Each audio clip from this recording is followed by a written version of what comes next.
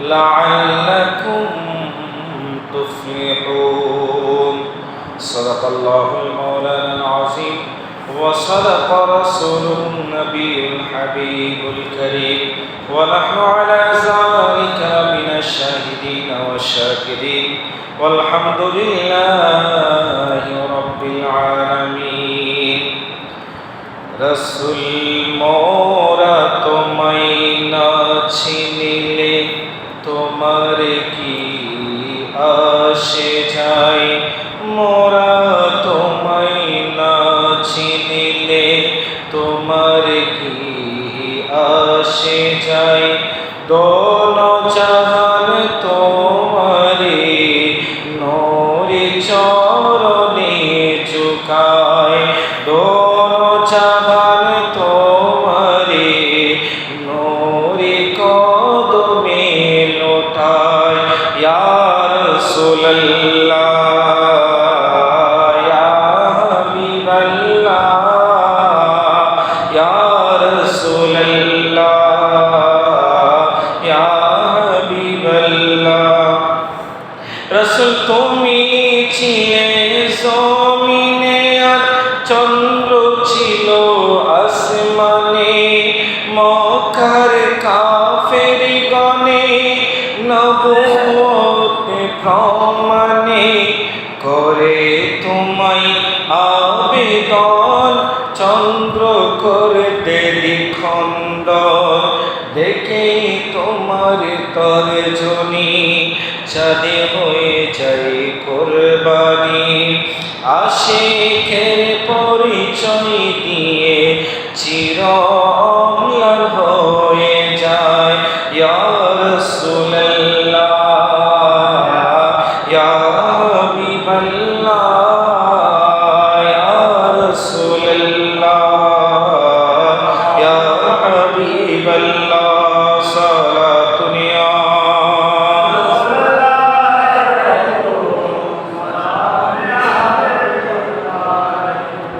সম্মানিত মুসল্লিয়ানে কেরাম রাহমানি ওয়া রাহমাকুমুল্লাহ তাআলা, আসসালামু আলাইকুম ওয়া রাহমাতুল্লাহি ওয়া বারাকাতুহু। মহান আল্লাহর দরবারে লাখ কোটি শুকরিয়া জ্ঞাপন করছি যে আল্লাহ পাক রব্বুল আলামিন আমাদের প্রত্যেককে প্রত্যেক সপ্তাহে সপ্তাহ পবিত্র জুমার নামাজ আদায়ের লক্ষ্যে মসজিদে বসার সুযোগ করে দিয়েছেন। সে রব্বুল আলামিনের শুকরিয়াতে জিবার বলে আলহামদুলিল্লাহ।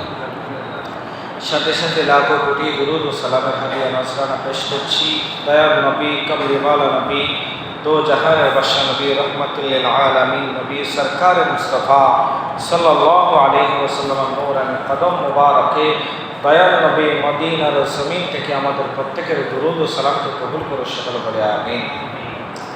সাথে সাথে মাগফিরাত আর নাজাত কামনা করছি আমাদের যে সকল মুরব্বীরা আমাদেরকে ছেড়ে অন্ধকার কবরের বাসিন্দা হয়েছে, আল্লাহ পাক রব্বুল আলামিন আজকের পবিত্র জুমার দিনের উসিলায় আল্লাহ পাক রব্বুল আলামিন তাদের কবরগুলোকে জান্নাতের বাগান বানিয়ে দিক সকল বলে আমিন।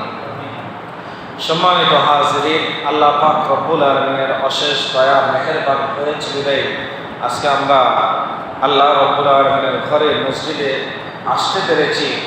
আল্লাহর কাছে হাজার কোটি শুকরিয়া জানাই। প্যারা হাজিরিন, আল্লাহ পাক রব্বুল আলামিন পবিত্র কোরআনে কারিমা আমাদের জন্য একটি গাইড করে দিয়েছেন, যে গাইডলাইনগুলো আল্লাহ পাক রব্বুল আলামিন ধাপে ধাপে ধাপে ধাপে বান্দাদেরকে আল্লাহ পাক রব্বুল আলামিন অসংখ্য অসংখ্য আদেশ উপদেশ দিয়েছে।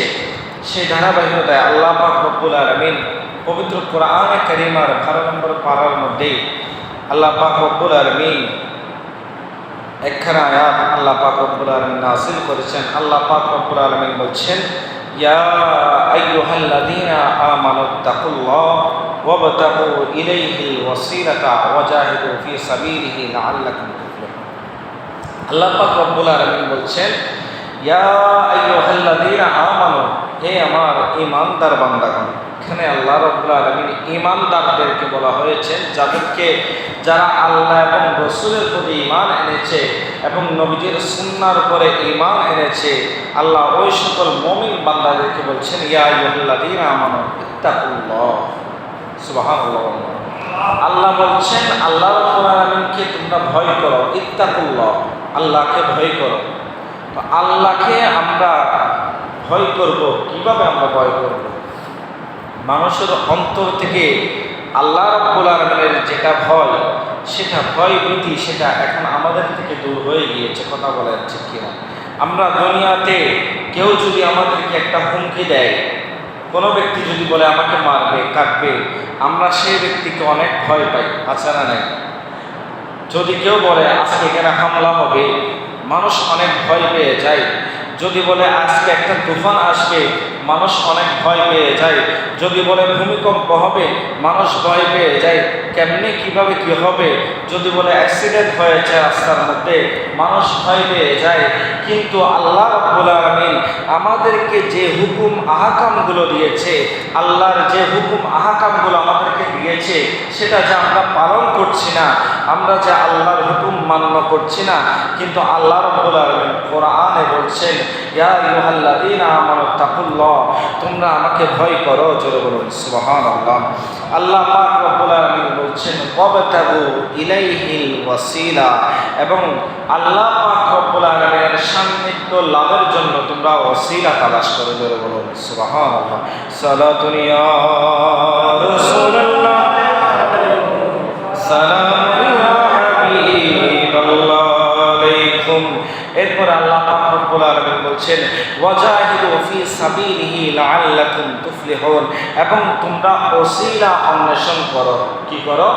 ওসিলা অন্বেষণ করো এবং তার পথে জিহাদ করো। জোরে বলো সুবহানাল্লাহ, যাতে তোমরা কৃতকার্য হতে পারো। সুবহানাল্লাহ। এই আয়াত দ্বারা আল্লাহ পাক রব্বুল আলামিন আমাদেরকে অর্থাৎ বুঝিয়েছেন, হে ঈমানদার বান্দাগণ, তোমরা আল্লাহকে ভয় করো এবং আল্লাহর রাস্তায় কি করো? জিহাদ করো এবং ওসিলা তালাশ করো। তার মানে আল্লাহ পাক রব্বুল আলামিন কোরআন কারীমের মধ্যে আল্লাহ পাক রব্বুল আলামিন বলে দিয়েছেন, এখানে এক নম্বর হচ্ছে আল্লাহকে ভয় করার জন্য বলেছেন। কি করেছেন? এক নম্বর পয়েন্ট হচ্ছে আল্লাহকে ভয় করতে হবে। দুই নম্বর পয়েন্ট হচ্ছে আল্লাহ পাকের সান্নিধ্য অর্জনের জন্য ওসিলা তালাশ করতে হবে। কয়টা পেলাম? একটা হচ্ছে ভয়, একটা হচ্ছে কি? ওসিলা, আর একটা হচ্ছে ওয়াজাহিদু ফি সাবিলিহি, আল্লাহর রাস্তায় জিহাদ করার জন্য বলা হয়েছে। সুবহানাল্লাহ। আল্লাহকে কিভাবে ভয় করব? আল্লাহ পাক রব্বুল আলামিন কোরআনে কারীমের মধ্যে অসংখ্য অসংখ্য জায়গায় আল্লাহ পাক রব্বুল আলামিন বলছেন, কিয়ামতের কিছু আলামত আল্লাহ পাক রব্বুল আলামিন দিয়ে দিয়েছেন। কিয়ামত খুবই কাছে, আমাদের সন্নিকটে। গত জুমায় বলেছিলাম ইয়াজুজ মাজুজ আসবে, তারা মানুষের সম্পদগুলো খেয়ে ফেলবে, মানুষকে বিভিন্নভাবে হয়রানি করবে এবং তারা মানুষকে পর্যন্ত খেয়ে ফেলবে। এটাই হচ্ছে কিয়ামতের নমুনা। কথা বলা হচ্ছে কিনা? কিয়ামতের নমুনা আল্লাহ পাক রব্বুল আলামিন দেখিয়ে দিয়েছেন। আল্লাহ পাক রব্বুল আলামিন বলছেন হঠাৎ করে ফুঁক দিবে এবং সাথে সাথে দুনিয়া ধ্বংস হয়ে যাবে। দুনিয়ার মধ্যে আর কেউ বেঁচে থাকবে না, একমাত্র শুধুমাত্র আল্লাহ পাক রব্বুল আলামিন ছাড়া। আর সব কিছু আল্লাহ পাক রব্বুল আলামিন ধ্বংস করে দিবেন। কিয়ামতের ময়দান আল্লাহ পাক রব্বুল আলামিন নাযিল করবেন এবং আল্লাহ পাক রব্বুল আলামিন বলছেন আল্লাযী খালাকাল মাউতা ওয়াল হায়াতা লিয়াবলুয়াকুম আইয়ুকুম আহসানু আমালা। সর্বপ্রথম আল্লাহ পাক রব্বুল আলামিন মওতকে সৃষ্টি করলেন, এরপরে হায়াতকে সৃষ্টি করলেন। তার মানে বোঝা যাচ্ছে আমাদের আল্লাহ পাক রব্বুল আলামিন আমাদেরকে যেহেতু পাঠিয়েছে, আমাদেরকে একদিন কি করতে হবে? মৃত্যুবরণ করতে হবে। এই মৃত্যুবরণ করার জন্য আল্লাহ পাক রব্বুল আলামিন আয়াত পর্যন্ত নাযিল করে দিয়েছেন। মৃত্যুর পরে কবরের মধ্যে কি হবে না হবে সব কিছু আল্লাহ পাক রব্বুল আলামিন কোরআনের মধ্যে নাযিল করে দিয়েছেন। ঠিক সেই জন্য আল্লাহ পাক রব্বুল আলামিন বলছেন ইয়া আইয়ুহাল্লাযীনা আমানুত্তাকুল্লাহ, হে আমার মুমিন বান্দাগণ, তোমরা আমাকে ভয় করো। জোরে বলুন সুবহানাল্লাহ। এরপরে আল্লাহ পাক রব্বুল আলামিন বলছেন ওয়াবতাগু ইলাইহিল ওয়াসিলা, এবং তার সান্নিধ্য পাওয়ার জন্য তোমরা কি করো? ওসিলা তালাশ করো। আমরা ওসিলা কিভাবে তালাশ করব? আল্লাহ রাব্বুল আলামিনকে পাওয়ার জন্য আমাদেরকে কি করতে হবে? আল্লাহ পাক রব্বুল আলামিন হুকুম দিয়েছেন নামাজ কায়েম করার জন্য। আসসালাত ওয়া আকিমুস সালাত, আল্লাহ পাক রব্বুল আলামিন বলছেন তোমরা সালাত কায়েম করো। কি করো? সালাত কায়েম করো। কোনো ব্যক্তি আল্লাহ রাব্বুল আলামিনকে ভয় করে সেই ব্যক্তি যদি 5 ওয়াক্ত নামাজ জামাত সহকারে আদায় করে, নামাজের মাধ্যমে সেই ব্যক্তি আল্লাহর সান্নিধ্য পেয়ে যাবে। জোরে বলুন সুবহানাল্লাহ। নামাজের মধ্যে গুরুত্বপূর্ণ যে নামাজ সেটা হচ্ছে রাতের নামাজ। কিসের নামাজ?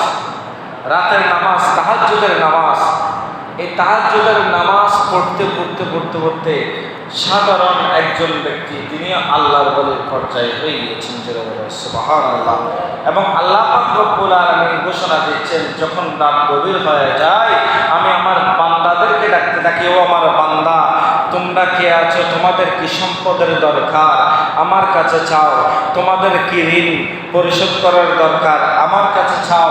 আল্লাহ পাক রব্বুল আলামিন বলছেন, তোমাদের যার যা দরকার, তোমরা অসুস্থ আছো শেফা চাও আমার কাছে, তোমরা গভীর রাতের মধ্যে উঠে আমার কোনো বান্দা যদি তাহাজ্জুদ নামাজ আদায় করে আমি আল্লাহকে ডাকতে ডাকে, তখন আমি আল্লাহ রাব্বুল আলামিন তার মনের আশাকে পূর্ণ করে দিই। জোরে বলুন সুবহানাল্লাহ। সালাতুন ইয়া রাসূলুল্লাহ, সালামুন ইয়া হাবিবাল্লাহ আলাইকুম। আমার রাসূল পাক সাল্লাল্লাহু আলাইহি ওয়াসাল্লাম বলেছেন, এই তাহাজ্জুদ নামাজ যেটা গভীর রাতের নামাজ, এই নামাজ কিন্তু অত্যন্ত ফলপ্রসূ। কোনো ব্যক্তি যদি তাহাজ্জুদ নামাজ আদায় করে একাধারে, আল্লাহ পাক রব্বুল আলামিন তার মনের সমস্ত হাজতকে পূর্ণ করে দেয়। জোরে বলুন সুবহানাল্লাহ। এবং রাসূল পাক সাল্লাল্লাহু আলাইহি ওয়াসাল্লাম সব সময় প্রত্যেক দিন তাহাজ্জুদ নামাজ আদায় করতেন। রাসূল পাক সাল্লাল্লাহু আলাইহি ওয়াসাল্লাম সাহাবায়ে কেরামদেরকে নিয়ে এভাবে আদায় করতেন, কিন্তু মাঝে মাঝে তিনি একাকী এই নামাজখানা আদায় করতেন। সাহাবায়ে কেরাম বলতে লাগলেন, ইয়া রাসূলুল্লাহ, ইয়া হাবিবাল্লাহ, আপনি তো আমাদেরকে সাথে নিয়ে তাহাজ্জুদ নামাজ আদায় করতেন, কিন্তু কিছুদিন আপনি আমাদেরকে ছাড়া আপনি ঘুমাতে চলে গেলেন, কিন্তু আপনি একাকে আদায় করলেন, এর কারণ কি? তখন রাসূল পাক সাল্লাল্লাহু আলাইহি ওয়াসাল্লাম বলছেন, ও আমার সাহাবীরা, আমি যদি এই তাহাজ্জুদ নামাজ যদি আমি সব সময় তোমাদেরকে নিয়ে জামাত সহকারে আদায় করি, তাহলে আল্লাহ রাব্বুল আলামিন এই তাহাজ্জুদকে তোমাদের জন্য ফরজ করে দিবে, তখন দেখা যাবে আমার উম্মতের জন্য কষ্ট হয়ে যাবে। জোরে বলুন সুবহানাল্লাহ। সেজন্য রাসূল পাক সাল্লাল্লাহু আলাইহি ওয়াসাল্লাম মাঝে মাঝে গ্যাপ দিয়ে পড়তেন, কারণ এর মূল কারণ হচ্ছে রাসূল যদি সেটা পড়তেন, রাসূল যদি সেটা কন্টিনিউ করতেন জামাত সহকারে, তাহলে সেটা আমাদের জন্য ফরজ হয়ে যেত। সুতরাং রাসূল পাক সাল্লাল্লাহু আলাইহি ওয়াসাল্লাম বলেছেন, তোমরা তাহাজ্জুদ নামাজ আদায় করো, কারণ তাহাজ্জুদের মাধ্যমে আল্লাহর সান্নিধ্য পাওয়া যায়। সুবহানাল্লাহ। সালাতুন ইয়া রাসূলুল্লাহ, সালামুন ইয়া হাবিবাল্লাহ আলাইকুম। এরপরে আল্লাহ পাক রব্বুল আলামিন বলছেন, ওয়াজাহিদু ফি সাবিলিহি, তোমরা আল্লাহর রাস্তায় জিহাদ করো। জোরে বলো সুবহানাল্লাহ। আল্লাহর রাস্তায় কি করো? জিহাদ করো। তখনকার যুগে রাসূল পাক সাল্লাল্লাহু আলাইহি ওয়াসাল্লাম এবং সাহাবায়ে কেরাম তারা আল্লাহর রাস্তায় যুদ্ধ করত, জিহাদ করত কাফেরদের বিরুদ্ধে। কাদের বিরুদ্ধে? কাফেরদের বিরুদ্ধে, মুশরিকদের বিরুদ্ধে। যারা মুশরিক ছিল তাদের বিরুদ্ধে রাসূল পাক সাল্লাল্লাহু আলাইহি ওয়াসাল্লাম এবং সাহাবায়ে কেরাম যুদ্ধ করতেন, জিহাদ করতেন। এই জিহাদ করা, আল্লাহর রাস্তায় জিহাদ করা, এটা অনেক বড় সওয়াবের কাজ। সেজন্য আল্লাহ পাক রব্বুল আলামিন তাদের জন্য আয়াত নাযিল করেছেন জিহাদ করার জন্য। কিন্তু বর্তমানে তো আমাদের সমাজে আমরা কাফের মুশরিকদের সাথে যুদ্ধ করব না, তো আমরা কিভাবে আল্লাহর রাস্তার মধ্যে জিহাদ করব সেটার ধারাবাহিকতায় বলছি। সবচাইতে বড় জিহাদ যেটা, সেটা হচ্ছে নিজের নফসের বিরুদ্ধে জিহাদ করা। যারা বলেন সুবহানাল্লাহ। রাসূল পাক সাল্লাল্লাহু আলাইহি ওয়াসাল্লাম বলেছেন, নফস এটা এমন একটা তোমার জন্য শত্রু, তোমার নফস তোমার জন্য এমন শত্রু যে নফসে আম্মারা, এটা তোমার জন্য খুব বড় ক্ষতিকর। এই নফস তোমাকে জাহান্নামের মধ্যে নিয়ে যাবে। তোমার নফস তোমাকে কি বলছে? তোমার নফস তোমার কলবকে তুমি খাবার দিও না। রাসূল পাক সাল্লাল্লাহু আলাইহি ওয়াসাল্লাম বলেছেন, নফসের জিহাদ হচ্ছে সবচাইতে বড় জিহাদ। যেমন আমি মুয়াজ্জিন সাহেব আযান দিয়েছেন, আমি মসজিদের মধ্যে যাব, কি করব? মসজিদের মধ্যে যাব, পথের মধ্যে নফস আমাকে ইশারা দিচ্ছে, আমার নফস বলছে আর কিছুক্ষণ পরে যায়। কথা বলেন ঠিক কিনা? আর কিছুক্ষণ পরে যায়, সমস্যা হবে না। ফজরের আযান দিয়েছেন, আমি নিজ কানের মধ্যে শুনতে পেলাম, তখন আমি বলছি আর কিছুক্ষণ ঘুমায়, একটু পরে যাব। মন বলছে আর কিছুক্ষণ ঘুমাও, তারপরে যাবে। এটা হচ্ছে আপনার নফস আপনাকে বলছে, আপনার নফস বলছে আপনি আর একটু ঘুমান, আর একটু রেস্ট করুন, এরপরে আপনি নামাজ পড়তে যাবেন। এই যে নফসের কারণে আপনি আর কিছুক্ষণ ঘুমাতে গিয়ে দেখা গেল আপনি ফজরের আজান দিয়েছে 4:50 কিন্তু আপনার ঘুম ভেঙেছে সকাল 7টায়। কথা বলেন ঠিক কিনা? এমন অনেক ব্যক্তি, এমন অনেক মানুষ আছে। এখন এটা হচ্ছে আমাদের নফস, আমাদের নফস আমাদেরকে তাড়া করছে। কিন্তু আপনি যদি ওই মুহূর্তের মধ্যে আপনি যদি নফসকে বলতেন, না আমি এখন আর ঘুমাবো না, হুজুর আজান দিয়ে দিয়েছেন, আমাকে মসজিদের মধ্যে চলে যেতে হবে, আমাকে নামাজ আদায় করতে হবে, তখন আপনি যখন এই কথাটা বললেন, উঠে আপনি ওযু করার সাথে সাথে আপনি মসজিদের মধ্যে চলে আসলেন, এটাই হচ্ছে আপনার সবচেয়ে বড় জিহাদ। জোরে বলুন সুবহানাল্লাহ। সালাতু ইয়া রাসূলুল্লাহ, সালামু ইয়া হাবিবাল্লাহ আলাইকুম। রাসূল পাক সাল্লাল্লাহু আলাইহি ওয়াসাল্লাম হাদিসে মুবারাকার মধ্যে যারা জিহাদ করে তাদের ভিতরে রাসূল পাক সাল্লাল্লাহু আলাইহি ওয়াসাল্লাম 3 প্রকারের, যারা 3 প্রকার আছে, 3 প্রকার জিহাদকারীদের কথা রাসূল পাক সাল্লাল্লাহু আলাইহি ওয়াসাল্লাম বলেছেন। রাসূল পাক সাল্লাল্লাহু আলাইহি ওয়াসাল্লাম বলেছেন, ফায়া আইয়ুহাল গনিয়ুল কবিয়্যু ইগতানামু, হে সবচেয়ে বিত্তশালী, হে সকল বিত্তশালী যাদের ধন সম্পদ আল্লাহ পাক রব্বুল আলামিন বৃদ্ধি করে দিয়েছেন, সেই ধন সম্পদশালীকে রাসূল পাক সাল্লাল্লাহু আলাইহি ওয়াসাল্লাম বলছেন, যাদের ধন শক্তি গনিমত মনে করুন, আপনাদের যে আল্লাহ পাক রব্বুল আলামিন আপনাদেরকে যেই ধন সম্পদগুলো দিয়েছে সেগুলো হচ্ছে আল্লাহ পাক রব্বুল আলামিনের গনিমত।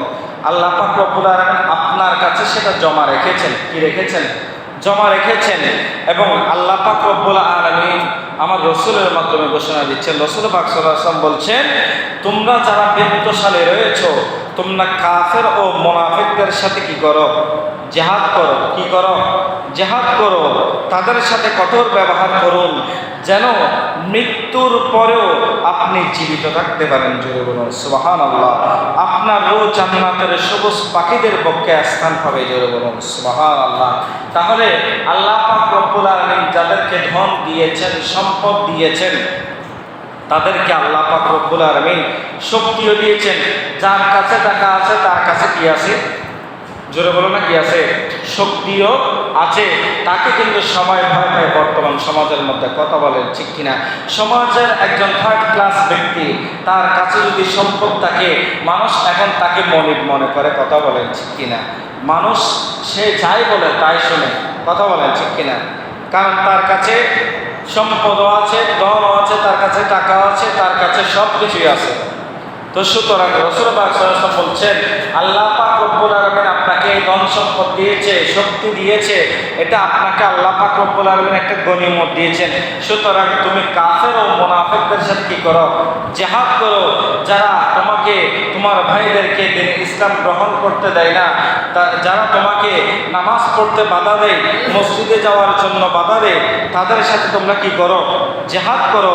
ওই কাফের মুনাফিকদের সাথে যারা নামাজ পড়তে যাওয়ার জন্য বাধা দেয়, বন্ধু এখন নামাজ পড়িস না, কিছুক্ষণ পরে পড়িস, এরা হচ্ছে বড় মুনাফিক। কথা বলেন ঠিক কিনা? মুসলমান নামধারী যারা ইসলামের বিরুদ্ধে কথা বলে, এরা হচ্ছে মুনাফিক। এদেরকে কি বলা হয়? মুনাফিক। আর যারা ঈমানও আনে নাই, তারা হচ্ছে কাফের। তারা হচ্ছে কি? কাফের। এদের বিপক্ষে আল্লাহ পাক রব্বুল আলামিন জিহাদ করতে বলেছেন। এবং এর পরবর্তীতে রাসূল পাক সাল্লাল্লাহু আলাইহি ওয়াসাল্লাম বলছেন, ওয়া আইয়ুহাল গনিয়্যু দাঈফু, হে দুর্বল বিত্তশালী, যাদের একটু সম্পদ কম, যারা একটু দুর্বল, আপনার জিহাদ হচ্ছে মূল পয়েন্ট। দেখেন এখানে আল্লাহ রাসূল পাক সাল্লাল্লাহু আলাইহি ওয়াসাল্লাম বলছেন, জিহাদুকাল ইবাদাতু ওয়াস সাদাকাতু ওয়া কিতালুকা মা নাফসিকা।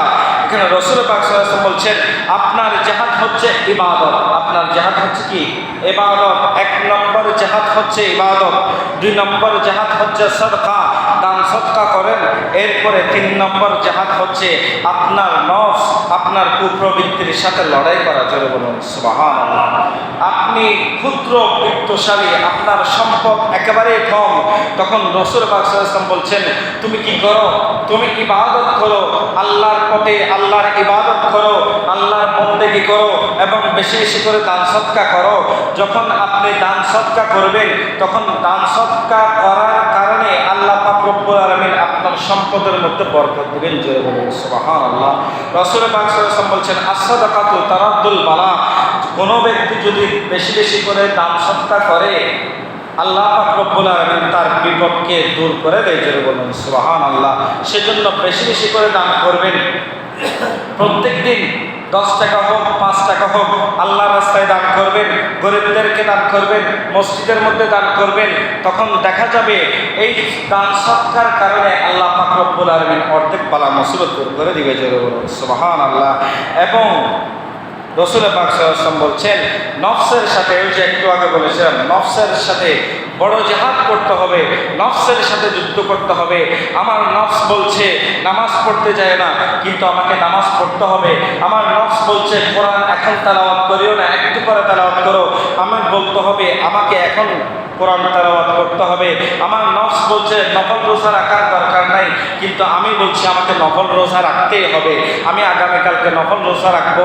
আমার নফস বলছে সকালবেলা আজান দেওয়ার সাথে সাথে, হুজুর আজান দেওয়ার সাথে সাথে আমি মসজিদে চলে যাব। নফস বলছে কিছুক্ষণ ঘুমিয়ে থাকো, কিন্তু আমি যখন মসজিদের মধ্যে চলে আসলাম, এটা আমার নফসের সাথে সবচেয়ে বড় জিহাদ হয়ে যাবে। জোরে বলুন সুবহানাল্লাহ। তখন রাসূল পাক সাল্লাল্লাহু আলাইহি ওয়াসাল্লাম বলছেন, যখন নফসের সাথে আপনি লড়াই করবেন, অতএব প্রত্যেক দাবিদার দাবি পূরণ করতে সক্ষম হবেন। জোরে বলুন সুবহানাল্লাহ। ওই যে বলেছিলাম, ইবাদত যখন করবেন, আল্লাহর দরবারে যখন ফরিয়াদ করবেন, আল্লাহ দোয়া কবুল করে নেবে। আল্লাহর রাস্তায় ইয়া আইয়ুহাল্লাযীনা আমানু তাকুল্লাহা ওয়াবতাগু ইলাইহিল ওয়াসিলা, ওসিলা তালাশ করছেন, নামাজ পড়ছেন, নামাজের পর আল্লাহর দরবারে ফরিয়াদ করবেন, আল্লাহ আমার আশাগুলো পূর্ণ করে দেন। আল্লাহ আশা পূর্ণ করে দিবে, আল্লাহ আপনার সাথে থাকবে। এবং আপনি যখন দান সদকা করবেন, আল্লাহ আপনার দোয়াগুলো কবুল করে নিবে। আপনি যখন নফসের সাথে জিহাদ করবেন, আল্লাহ আপনার ফরিয়াদ কবুল করবে। এর পরবর্তী হাদিসে রাসূল পাক সাল্লাল্লাহু আলাইহি ওয়াসাল্লাম বলছেন, ওয়া ইয়া আইয়ুহাল ফাকিরু জাহিদু আদুওয়াকা ওয়া হিয়া নাফসুকা ওয়া ইবলিস। হে দরিদ্র যারা রয়েছে, আপনি আপনার শত্রু প্রবৃত্তি শয়তানের সাথে লড়াই করুন। যারা দরিদ্র রয়েছে, কি রয়েছে? যারা দরিদ্র, হত দরিদ্র রয়েছে, এখানে দরিদ্র বলতে আপনার সম্পদ কম তাদেরকে দরিদ্র বলে নাই। এখানে দরিদ্র বলেছে তাদেরকে যারা এক ওয়াক্ত নামাজও আদায় করে না। কি করে না? এক ওয়াক্ত নামাজও আদায় করে না, ঠিকমতো রোজা রাখে না, ঠিকমতো যাকাত দেয় না। যাকাত দেওয়ার সামর্থ্য রয়েছে, ঠিকমতো সে যাকাত দেয় না। সে আল্লাহর ইবাদত থেকে সম্পূর্ণ অমনোযোগী। কি রয়েছে? অমনোযোগী। তাদেরকে বলা হয়েছে তারা হচ্ছে হতদরিদ্র। তাদেরকে বলছেন আপনারা আপনাদের শত্রুর সাথে, যেমন ধরেন আমার যুবক বন্ধুদের, তাদের জন্য রাসূল পাক সাল্লাল্লাহু আলাইহি ওয়াসাল্লাম বুখারী শরীফের 5534 নম্বর হাদিস, এই হাদিসের মধ্যে রাসূল পাক সাল্লাল্লাহু আলাইহি ওয়াসাল্লাম শুধুমাত্র যুবকদের জন্য বলেছেন, ও আমার যুবক ভাইয়েরা, তোমরা যার তার সাথে তোমরা আলিঙ্গন করিও না, যার তার সাথে তোমরা মিশিও না। এখানে অসৎ ব্যক্তি কিছু রয়েছে, যাদের অসৎ উদ্দেশ্য রয়েছে, যারা সবসময় খারাপ কাজ করে, তাদের কথা বলেছেন। যাদের আকীদা খারাপ, তাদের কথা বলেছেন। এগুলো হচ্ছে সবগুলো খারাপ ব্যক্তি, এদের সাথে তোমরা মিশিও না। যুবকদের উদ্দেশ্যে রাসূল পাক সাল্লাল্লাহু আলাইহি ওয়াসাল্লাম বলছেন, তোমরা ঠিকমতো ইবাদত করো, কারণ কেননা যৌবনকালের ইবাদত আল্লাহর দরবারে সবচেয়ে বেশি পছন্দ। জোরে বলুন সুবহানাল্লাহ। আপনি দেখবেন আমার একজন যুবক ভাই, কেউ যদি একজন আতর বিক্রেতা, আপনার একজন বন্ধু আতর বিক্রি করে, আপনি যখন তার সাথে মিশবেন, দেখবেন তার গায়ের মধ্যে আতরের ঘ্রাণ বের হবে। কথা বলেন ঠিক কিনা? খুশবু লাগবে, সে ব্যক্তি আপনাকে আতরের ঘ্রাণ দিবে, আতরের সুবাস দিবে। রাসূল পাক সাল্লাল্লাহু আলাইহি ওয়াসাল্লাম উদাহরণ দিচ্ছেন, সে ব্যক্তি আপনাকে আতরের সুবাস দিবে। আপনি যখন তার সাথে মিশবেন, সে ব্যক্তি ভালো কাজ করছে, সে ব্যক্তি যখন আযান দিবে, আপনাকে বলবে, বন্ধু আমার সাথে নামাজ পড়তে চলে আসো। এমন ব্যক্তির সাথে রাসূল পাক সাল্লাল্লাহু আলাইহি ওয়াসাল্লাম বন্ধুত্ব করতে বলেছেন। আপনি রাস্তাঘাটে কোথাও বেড়াতে গিয়েছেন, আপনার যখন প্রস্রাবে ধরবে, তখন আপনি যখন পানিও পাবেন না, কিছু পাবেন না, ওই মুহূর্তের মধ্যে আপনি কীভাবে প্রস্রাব করবেন? আপনার সেই বন্ধু যদি ভালো হয়, সেই বন্ধু যদি দিনের পথে থাকে, তখন সে পকেট থেকে একটা টিস্যু বের করে দিয়ে বলবে, বন্ধু এখানে এই টিস্যুটা নাও, প্রস্রাব করে নাও। জোরে বলুন সুবহানাল্লাহ। অন্তত পক্ষে আপনাকে ভালো দিক দেখিয়ে দেবে। আর যুবক ভাইয়েরা, তোমরা যদি খারাপ পথে বিচরণ করো, তাহলে তোমাদের জন্য রয়েছে শক্ত আযাব। খারাপ বন্ধুদের সাথে মিশবে, সে তোমাকে মদের কথা বলবে, সে তোমাকে মাদকাসক্তির কথা বলবে। যে গেমসগুলো বের হয়েছে অনলাইনের মধ্যে, এখন অসংখ্য যুবকরা এই গেমসগুলোর মধ্যে জড়িত। কথা বলেন ঠিক কিনা? সম্পদ হারা হয়ে গিয়েছে, মা বাবাকে পর্যন্ত মান্য করছে না। কথা বলেন ঠিক কিনা? সন্তানরা এমন অভাব হয়ে গিয়েছে, এমন আমাদের সমাজে এমন বিস্তার হয়ে গিয়েছে, সন্তানদেরকে কন্ট্রোল করে রাখা যায় না। সন্তানরা সব সময় মা বাবার বিরুদ্ধে কথা বলে, ঘর থেকে পর্যন্ত টাকা চুরি করে। কথা বলে ঠিক কিনা? যে মা 10 মাস 10 দিন সন্তানকে গর্ভের মধ্যে ধারণ করেছে, সেই মা পর্যন্ত নিজের সন্তানকে বিশ্বাস করতে পারে না। কথা বলেন ঠিক কিনা? সেই সন্তান থেকে চুরি করে চাবিখানা, আলমারের চাবি কিন্তু লুকিয়ে রাখে, সন্তানকে বিশ্বাস করতে পারে না। বিদায় সন্তানকে টাকা দিতে দিতে দিতে দিতে আপনি সন্তানের ইচ্ছেগুলো পূরণ করেছেন, আপনার সন্তান কোন জায়গায় কি করছে সেটা পর্যন্ত আপনি জানেন না। কথা বলেন ঠিক কিনা? আমাদের সমাজে একটা প্রচলিত বিষয়ে আমরা বলি, খাওয়ার সময় কথা বলা যাবে না। খাওয়ার সময় কি করা যাবে না? কথা বলা যাবে না। অথচ রাসূল পাক সাল্লাল্লাহু আলাইহি ওয়াসাল্লাম ঘোষণা দিয়েছেন, বুখারী শরীফের হাদিস। এই হাদিসের মধ্যে রাসূল পাক সাল্লাল্লাহু আলাইহি ওয়াসাল্লাম বলছেন, যখন তোমরা ঘরের ভিতরে খাবার খাবে, তখন অন্তত পক্ষে বাবার সাথে সন্তানকে খানার মধ্যে বসাবে, একসাথে বসে পরিবারের সবাই একসাথে বসে খানা খাবে, এবং সেখানে তুমি তোমার সন্তানদেরকে উপদেশ দিবে। জোরে বলো সুবহানাল্লাহ। কারণ কেননা আপনার সন্তান, আপনি সকালবেলা উঠে আপনি বিভিন্ন কাজের মধ্যে চলে যান, আপনার সন্তান স্কুলের মধ্যে চলে যায়, মাদ্রাসার মধ্যে চলে যায়, বিভিন্ন লেখাপড়ার মধ্যে ব্যস্ত থাকে, খেলাধুলা নিয়ে ব্যস্ত থাকে, তখন আপনি সন্তানকে সময় দিতে পারেন না। ওই রাত্রেবেলা যখন আপনি সন্তানকে সময় দিতে পারবেন, তখন একসাথে খাবার খেতে বসবেন। খাবার খেতে বসার সময় আপনি আপনার সন্তানকে উপদেশ দিবেন, ও আমার সন্তান, অমুকের ছেলেরা খারাপ, তুমি তাদের সাথে মিশিও না, আমি তোমার যা যা প্রয়োজন আমি দিব, তোমার যা দরকার তুমি আমাকে বলবে। তোমার সবচাইতে বড় বন্ধু হচ্ছে আমি এবং তোমার মা বাবা দুজনে বলবেন আমরা হচ্ছে তোমাদের সবচাইতে বড় বন্ধু। সন্তানকে যখন খাবার খাবেন, তখন সন্তানকে শিক্ষা দেবেন সেটা। আজকে আমরা সেই শিক্ষা না দেওয়ার কারণে আজকে আমাদের সমাজের ভিতরে অন্যায় অনাচার বেড়ে গেছে। কথা বলেন ঠিক কিনা? ওই যে বলছিলাম, মা পর্যন্ত নিজের সন্তানকে বিশ্বাস করতে পারে না, ঘরের ভিতরে চাবি লুকিয়ে রেখেছে। যখন সেই সন্তান কোনো কিছু পায় না, তখন কি করে? ওই মায়ের গয়নাগাটি, বোনের গয়নাগাটি যেগুলো আছে সেগুলো চুরি করে বিক্রি করে তারা মদের আসরে চলে যায়, জুয়ার আসরে চলে যায়। কথা বলেন ঠিক কিনা? এভাবে করতে করতে আমাদের সমাজগুলো ধ্বংস হয়ে যায় আজকে এই কারণ। কথা বলেন ঠিক কিনা? আজকে চুরির উপদ্রব বেড়ে গিয়েছে। কথা বলেন ঠিক কিনা? চুরি সমাজের রন্ধ্রে রন্ধ্রে, আজকে মসজিদ দেখছে না, মাজার দেখছে না, তারা চুরি করছে। এই চুরির মূল কারণ হচ্ছে, সর্বপ্রথম হচ্ছে মা বাবা। সর্বপ্রথম কি? মা বাবা। মা বাবা নামাজ পড়ে, 5 ওয়াক্ত নামাজ পড়ে, রোজা রাখে, ইবাদত বন্দেগী করে, তার মতো ভালো মানুষ আর নাই। তার সন্তান এমন হয়ে গিয়েছে, আমরা চিন্তা করি আমাদের সমাজের মধ্যে এমন ব্যক্তি, আমরা বলি আহা তার মা বাবা কত ভালো ছিল। ওই সন্তান যখন খারাপ আচরণ করে, তখন আমরা বলি তোমার মা বাবা এত ভালো, তুমি কেন এত খারাপ হয়েছ? তার মূল কারণ হচ্ছে মা বাবা তাকে কি করতে পারে না, সঠিক গাইডলাইনটি দিতে পারে নাই, সঠিক শিক্ষাটা দিতে পারে নাই। তার জন্য আজকে এই অবস্থা। কথা বলেন ঠিক কিনা? মসজিদ থেকে আজকে ফ্যান চুরি হয়ে যায়, মাজার থেকে আতরের বোতল পর্যন্ত চুরি হয়ে যায়। এমন বড় বড় ফজিলত ব্যক্তিরা। কয়েকদিন আগে একটা আতরের বোতল রেখেছি মাজারের ভিতরে, নতুন 500 টাকা দিয়ে কিনে এনেছি, আজকে দেখি সেটা নাই। তা আপনাদের এত আতরের দরকার, আমার কাছে আসে না, আমার কাছে অনেকগুলো আতর আছে, নিয়ে যেতে পারবেন, কোনো সমস্যা নেই। মাজার থেকে মসজিদ থেকে কিভাবে চুরি করে, এগুলো মাথায় আসে না। কেমন মা বাবা কেমন সন্তানদেরকে জন্ম দিয়েছে। আল্লাহ পাক রব্বুল আলামিন ওই সকল মুনাফিকদের থেকে আমাদেরকে হেফাজত করে, সকলে বলে আমিন।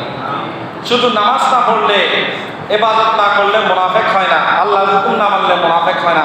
যারা আল্লাহর ঘর থেকে চুরি করে, যারা মসজিদ থেকে চুরি করে, মাজার থেকে চুরি করে, যারা মানুষের ঘরের ভিতরে চুরি করে, এরা মুসলমান হতে পারে না, এরা হচ্ছে মুনাফিক। কথা বলেন ঠিক কিনা? তো সুতরাং আজকে থেকে সবাই সন্তানদেরকে শিক্ষা দিবেন, সন্তানদেরকে অন্ততপক্ষে মানুষের মতো মানুষ করার চেষ্টা করবেন। সন্তানদেরকে এমন শিক্ষা দিবেন, অন্ততপক্ষে আপনি কবরের মধ্যে চলে গেলে আপনার মৃত্যুর পরে আপনার সন্তান যেন কবরের মধ্যে গিয়ে আপনার জন্য জিয়ারত করতে পারে। কথা বলেন ঠিক কিনা? তাহলে আপনার জীবন তো বৃথা যাবে। আপনার একজন সন্তানকে যদি আপনি তুলতে না পারেন, আপনার সন্তান যদি আপনার জানাজা পড়াতে না পারে, এর চাইতেও বড় মারাত্মক কথা আর কোনো কিছু। হুজুর, আমার সন্তানকে তো আমি স্কুলের মধ্যে পড়িয়েছি, কলেজের মধ্যে পড়েছি, সমস্যা নাই তো। আপনি তাকে কোরআন শিক্ষা দিয়েছেন, কোরআন শিক্ষা না দিলে কোরআন শিক্ষা দেন। আপনার সন্তান অন্ততপক্ষে সূরা ফাতিহা পড়তে পারবে, সূরা ইখলাস পড়তে পারবে, কবরের মধ্যে দাঁড়িয়ে আপনার জন্য দোয়া করতে পারবে। হুজুররা দোয়া করবে, সেটা আপনি যতক্ষণ বলবেন ততক্ষণ। আমি আপনার কবরের মধ্যে যাব কতক্ষণ, আপনি যতক্ষণ বলবেন ততক্ষণ। আপনার মা বাবার কবরে যাই জিয়ারত করবো, সেটা আপনি বললে না যাব। আপনি না বললে তো আমি সবার জন্য দোয়া করব। আমরা তো সবার জন্য দোয়া করি, কিন্তু আপনার সন্তান যখন আপনার কবরের পাড়ের মধ্যে দাঁড়িয়ে সূরা ফাতিহা, সূরা ইখলাস পড়ে চোখের পানি ছেড়ে দিবে, আপনি যদি দোজখের মধ্যেও চলেন, ওই চোখের পানির বদলতে আল্লাহ পাক রব্বুল আলামিন আপনার কবরের আযাবকে মাফ করে দিবে। জোরে বলুন সুবহানাল্লাহ। অন্ততপক্ষে সন্তানকে শিক্ষা দিতে পারবেন কি পারবেন না? জোরে বলুন না, পারবেন কি পারবেন না? আরেকটা কথা বলি আপনাদেরকে, শেষ। এটা হচ্ছে আমার অনুরোধ আপনাদের কাছে। আমি এখানে তো আগের না, নতুন এসেছি, তা আমি আপনাদের থেকে ইতিহাস শুনেছি। অনেকেই বলেছেন যে আমরা যখন মাজারের পাশ দিয়ে হেঁটে যেতাম আমরা ভয় পেতাম। কথা বলেন, যারা মুরব্বী আছেন বলেন, ভয় পেতেন কি পেতেন না? এদিক দিয়ে হেঁটে যাইতে ভয় পেতেন না?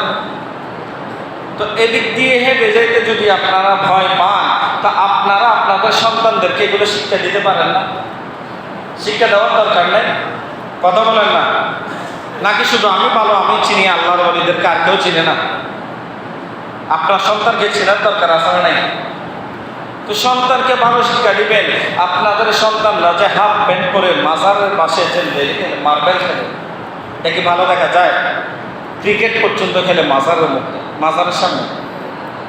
তো এই জায়গাগুলো, এটা পবিত্র জায়গা না? এটা তো একটা পবিত্র স্থান। কথা বলেন ঠিক কিনা?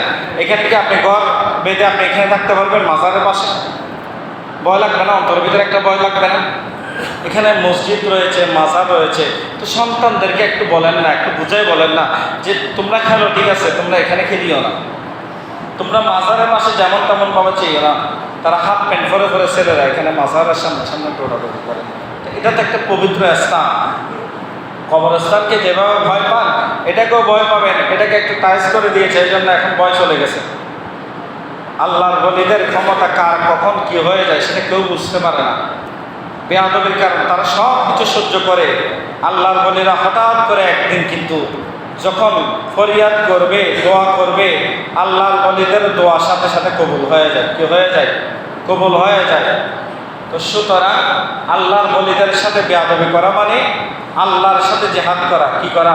আল্লাহ বলছেন, যারা আমার ওলিদের সাথে দুশমনি করলো তারা যেন আমি আল্লাহর সাথে দুশমনি করলো। জোরে বলুন নাউজুবিল্লাহ। তো সুতরাং সন্তানদেরকে সঠিক শিক্ষা দিবেন, পারবেন ইনশাল্লাহ। সঠিক শিক্ষা দিবেন সন্তানদেরকে। আপনি নামাজ পড়েন, আপনার সন্তানকে নামাজ পড়তে বলবেন। আপনি ইবাদত বন্দেগী করেন, আপনার সন্তানকে ইবাদত বন্দেগী করতে বলবেন। আল্লাহ পাক রব্বুল আলামিন আমাদের প্রত্যেকের আশা যাওয়া হাজারিকে কবুল করে সকলে বলে আমিন। ওয়া আখির দাওয়া।